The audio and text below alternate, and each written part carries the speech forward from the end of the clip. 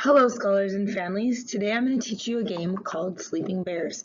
This game is great when we are building up our number sense with combinations for 10. So we would need students to realize, like 5 plus 5 is 10, 8 plus 2 is 10, and being able to do this fairly quickly so help us solve harder problems as we go on up. For this game, everybody's going to need a cup or bowl to be the cave and 10 counters. In the picture it has bears. I happen to have these little counters from school, but honestly you could use anything. You could use M&Ms, you could use Cheerios, beans, just whatever you have available. To play this game, we start with a 10 frame, and it's just basically 10 boxes in 2 rows of 5, and you're going to explain that there are 10 bears. Some are sleeping in the cave and some are awake. So you'll put out however many bears you want, and then the rest are sleeping in our cave here, which in this case is just a Dixie cup.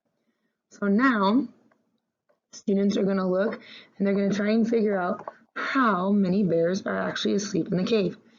For our youngest students who are just still developing their number sense, they're probably going to count each square, right? So they're going to say 1, 2, 3, 4, 5, 6. Okay, I think I have 6 bears in the cave. Then they take it off and they double check their answer.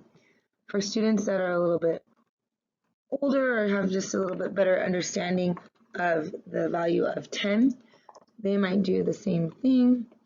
But here this time, let's say they say, okay, these are my bears. How many sleeping in the cave? And they can say, well, I know the whole thing would be 10 bears. I have 3 missing, so there must be 3 bears in the cave. You can do different variations of the game. Once students get a hang of this, you can remove the 10 frame, and now we can say, okay, here are my bears awake. How many bears are in the cave? And so they might count individually and say, okay, I have 5. They might just be able to say, I have 2 groups of 2 and 1 more is 5. Thinking will depend on how old the student is and how well they understand kind of their numbers. But I have 5 here. This is a little bit more difficult because they don't have the 10 frame and can't just quite see the 5 empty boxes below. They have 5 inside. Or you could do numbers bigger than 10, and you could use the 10 frame again. So I might do something like this. Say, okay. If I started with 12 counters this time, so you need to make sure you tell them how many bears there are total. Say, okay, now I have 12 bears. These are the ones that are awake. More are tired and they're sleeping in our cave. How many are there? And students should be able to say, okay, I have 10, 11, 12. I would need 2 more bears to make 12, so there must be 2 sleeping. And that is basically how you play the game. If you really wanted a challenge, you can go up to higher numbers, like 30.